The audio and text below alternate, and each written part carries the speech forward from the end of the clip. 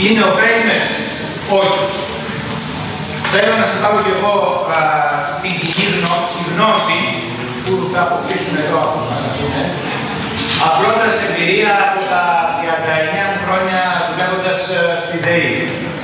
Όλα, αγαπητοί μου συμπολίτες, ξεκίνησαν το 2000, δηλαδή πολύ παλιότερα πίσω, ξεκίνησαν από ένα νόμο του 1999 από τον κύριο Τσοπατζόπουλο. Εγώ θα πω ονόματα και διευθύνσεις που δεν είναι η εταιρεία του. Ένα νόμο από το 1999.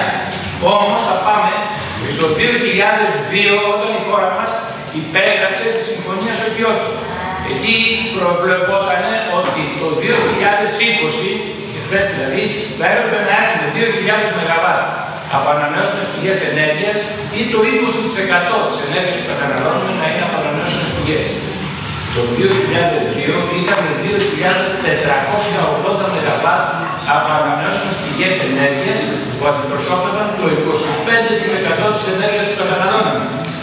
Ήρθε όμως μία νύχτα η κυρία Πυρβίλη, θα προσέξετε εδώ, ότι όποτε το πολιτικό μας σύστημα θέλει να περάσει έναν ανήθικο νόμο, βουτάει έναν άγνωστο άνθρωπο από το κοινό και τον βάζει μπροστά. Από το γυμναστήριο. Έρχεται λοιπόν η κυρία Πυρβίλη, η οποία φτιάχνει ένα νόμο και την άλλη μέρα το πρωί η χώρα μας δεν είχε καμία ανανεώσιμη, καμία μονάδα από ανανεώσιμες πηγές ενέργειας. Τι έκανε?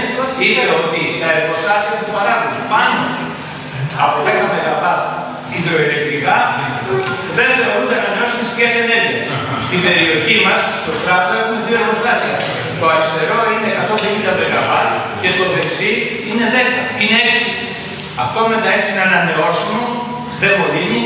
Ο Στράτος, ο μεγάλος, είναι μολύνει. Αυτό το έκανε για ποιο λόγο? Γιατί από τον νόμο που έχουμε τώρα από το 1999 που ιδρύθηκε τα κέντρα ανανεώσιμων πηγών ενέργειας με τον Τσοπατζόπουλο, προβλεπόταν ένα επίδομα, μια πρόσθετη αμοιβή, αυτό που είπε ο κύριος Πόλης, που ήρθε να δέσει με τις ΑΔΗ, με την άδεια διαθέσιμης ισχύως. Έτσι λοιπόν, εάν δεν έκανε αυτή την απατεωνιά, αυτόν τον ανήθικο νόμο, η Πυρβίλη, όλα τα χρήματα αυτά θα τα μάζευε η τότε κρατική ΔΕΗ που δεν είχαν κανένα λόγο να το κάνουν. Έτσι λοιπόν, προχωράμε και φτάνουμε στην απόφαση του Πρωθυπουργού, μπορούσα να πω πάρα πολλά, θα προσπαθήσω να το μαζέψουμε. Φτάνουμε στην απόφαση του Πρωθυπουργού που κάποιος εδώ μέσα σε μια νύχτα έκλεισε τις τεχνικές μονάδες στην Πτολεμαΐδα. Για ποιο λόγο τις έκλεισε? Για ένα και μοναδικό λόγο. Γιατί οι μονάδες που ήδη είχαν φτάσει ή που είχαν φτιάξει, ειδικά ο Μυτιληναίος, δεν χωρούσαν στο σύστημα. Δηλαδή, είχαμε υπερπαραγωγή ηλεκτρικής ενέργειας και δεν μπορούσαμε να το καταναλώσουμε. Έτσι λοιπόν έπρεπε η ΔΕΗ να σταματήσει την παραγωγή ηλεκτρικής ενέργειας για να μπουν μέσα οι ιδιώτες. Και ο Ήρωνας 2 που είναι στη φύση για ένα εργοστάσιο του Μυτιληναίου, με ένα νόμο που υπέγραψε στις 14 Απριλίου του 2004 το βράδυ ο Φόλιας, τον έκανε το Μυτιληναίο συμπαραγωγό μας. Συγγνώμη, δεν συμπαραγωγό μας, ενώ στον εαυτό μου ακόμα ΔΕΗ.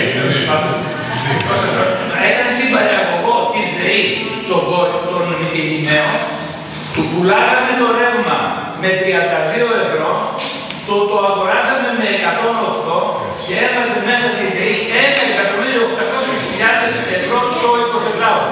Και σαν να μην έφερνε όλα αυτά. Η Δίσβη 2, ένα θερμικό εργοστάσιο από να καταναλώνει φυσικό αέριο, που όταν έφυγε από τη ΔΕΗ πριν από 5 χρόνια, ο Μυτιληναίος χρωστούσε 77.540.000 ευρώ στους αζέρους, όχι, σε ποιους μας έδιναν φυσικό αέριο, προς αυτούς μας έδιναν φυσικό αέριο, που δεν το είχε πληρώσει, που πήγε τη ΔΕΗ στα δικαστήρια και την κέρδισε στα ευρωπαϊκά δικαστήρια και έτσι με αυτή τη διαφορά το πουλάγαμε 32, το αγοράσαμε 108, έμπαινε μέσα 1.800.000 800 τόσες χιλιάδες το 24ωρο. Ο κυριότερος λόγος που κατασκευάζουν αυτές οι απέρια αναγκαστικές συνέχειες μέσα σε παρένθεση είναι μόνο και μόνο για έναν επιπρόσθετο λόγο, είναι η άδεια διαθέσιμης ισχύως. Έτσι αυτοί παίρνουν χρήματα μόνο και μόνο γιατί έχουν μία εγκατεστημένη μονάδα. Δεν συμβάλλουν καθόλου σε καμία περίπτωση στην αυτάρκεια της χώρας μας. Οι ανανεώσιμες πηγές ενέργειας σε μικρή κλίμακα, σε φωτοβολταϊκά στα σπίτια μας, θα ήταν σωτήρια. Θα πω ένα παράδειγμα δηλαδή. Έχουμε ένα μαχαίρι, κόβουμε ψωμί και το τρώμε, μπορούμε να σκοτώσουμε και έναν άνθρωπο. Η ΑΠΕ αυτή τη στιγμή μας σκοτώνει. Σας ευχαριστώ.